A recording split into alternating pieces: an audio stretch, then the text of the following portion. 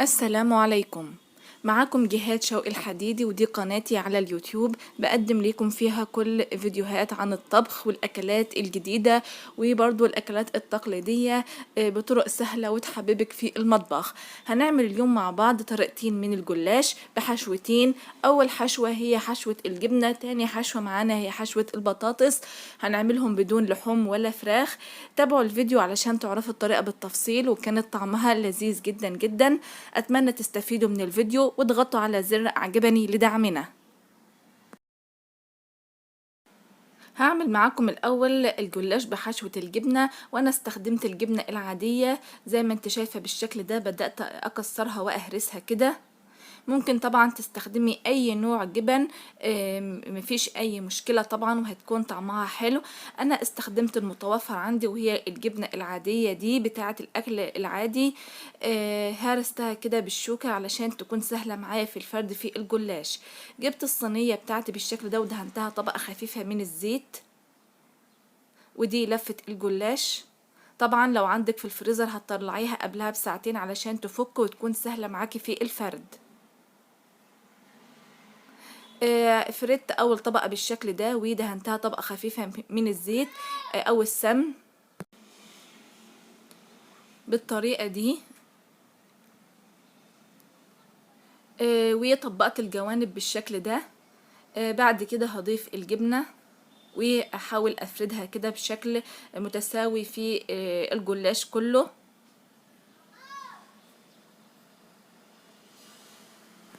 انا بقدم لك ابسط طريقه للجلاش، اللي هي لو عندك جلاش وعندك جبنه يلا قومي اعملي صينيه جلاش، هتكون جميله جدا في عشاء او غدا، هتبقى حلوه جدا. اي اضافات تانية بقى للجبنه ده حسب رغبتك، او تغيير نوع الجبنه ده طبعا حسب رغبتك وحسب المتوفر عندكم. بعد كده ضفت الطبقه التانية من الجلاش على عليها كده وقفلتها، وبعدين بدات اقطعها بالسكينه. لازم طبعا السكينة اللي هتقطعي بيها الجلاش تكون حامية علشان الجلاش ما يتبهدلش منك. وهسيبها على جنب لحد ما احضر الصينية التانية. والحشوة التانية اللي معانا هي البطاطس. هنعمل بطاطس بالبصل المكرمل. هاتي بطاطسيتين حجمهم كبير وقطعيهم مكعبات صغيرة بالشكل ده، وكمان بصل حجمها كبير وقطعيها مكعبات صغيرة كده.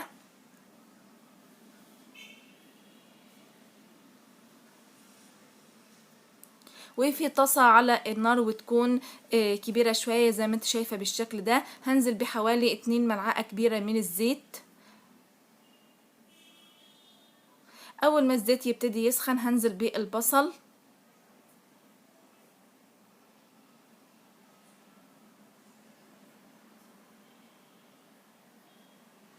وقلبي البصل كده علشان البصل ما يتحرقش منك، وكمان يخرج الريحة الحلوة بتاعته.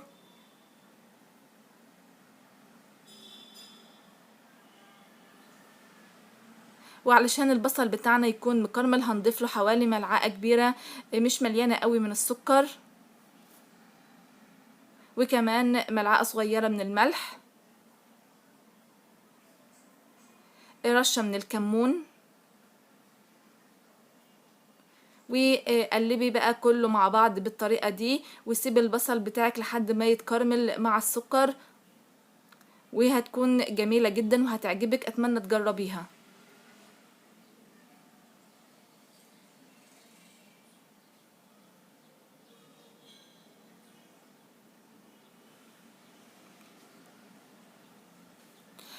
هنا البصل ابتدأ ياخد اللون ويتكرمل معانا بالشكل ده. هضيف ربع كوباية صغيرة من المية،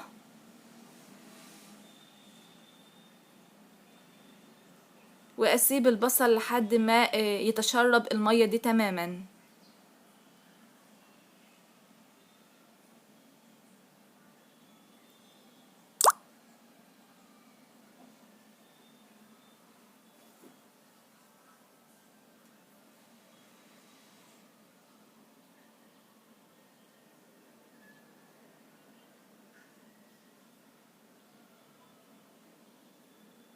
هنا البصل ابتدى يتشرب كل المية منه بالشكل ده زي ما انتم شايفين.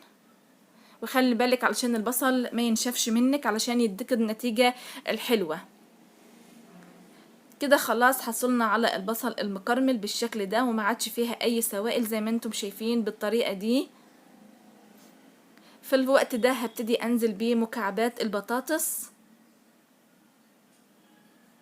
واقلب كويس جدا البطاطس مع البصل المكرمل.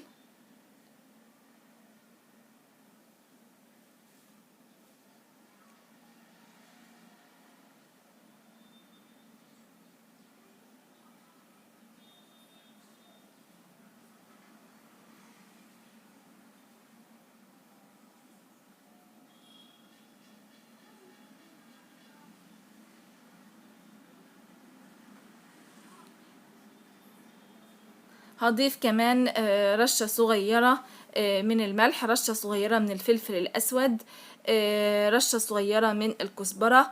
الملح طبعا لو حسيت ان الملح من الأول حطها مظبوط ما تضيفيش تاني، علشان يديك الطعم المظبوط، يعني الملح تبع الرغبة.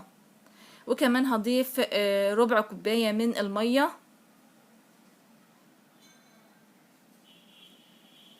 واسيبهم على درجة حرارة هادية او متوسطة علشان البطاطس بتاعتي تستوي.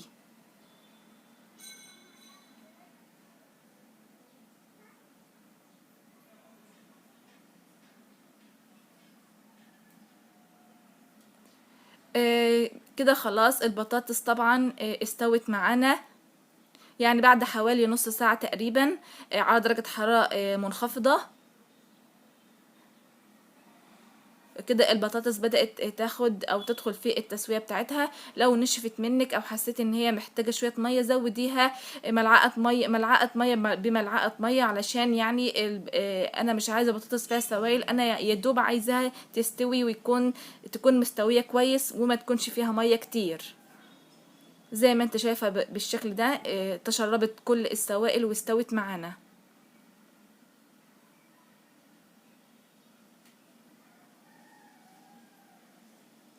بعد كده لما هسيبها لما تبرد شوية، والصينية بتاعتي طبعا هدهنها طبقة من الزيت، وهحط الجلاش بتاعي. بعد كده هضيف عليها حشوة البطاطس بالطريقة دي، وكمان اقفل بالجلاش من فوق، وابتدي اقطعها بالشكل ده.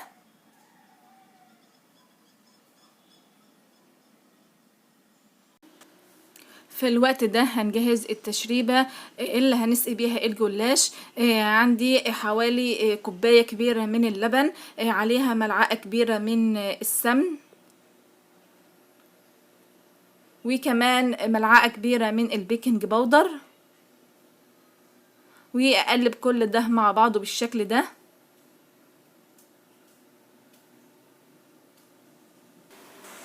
وقبل ما اضيفه على الجلاش هدخل صواني الجلاش الفرن تحت الشوايه لمدة دقيقتين يدوب يسخن كده.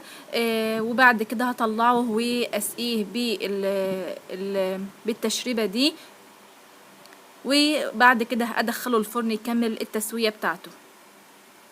ويفضل ان انت تسقيه كده بالمعلقة كده من كل الجوانب وكل الاطراف، عشان تتأكدي ان الجلاش تشرب بكل السائل اللي معانا بالطريقة دي.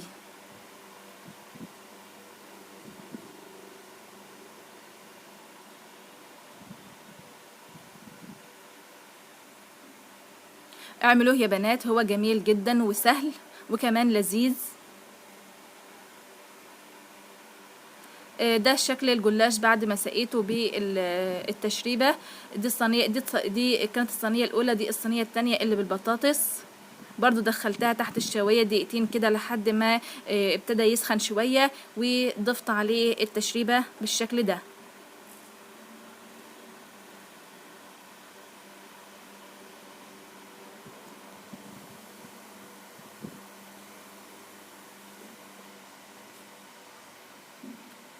بعد كده دخليه الفرن على درجه حراره 180 في الرف الاوسط. شغلي الفرن بس من تحت لحد ما تشوفي الجوانب كده ابتدت تحمر. بعد كده لو الوش محمرش ممكن تشغلي الشوايه دقيقه او 2، وخلي بالك علشان بيحمر بسرعه. وده الشكل النهائي للجلاش بتاعنا. دي صينيه الجلاش بالبطاطس، لذيذه جدا واقتصاديه جدا. طبعا شكلها بيتكلم عن نفسها، وكمان الريحه كانت حلوه. وده الجلاش بالجبنه.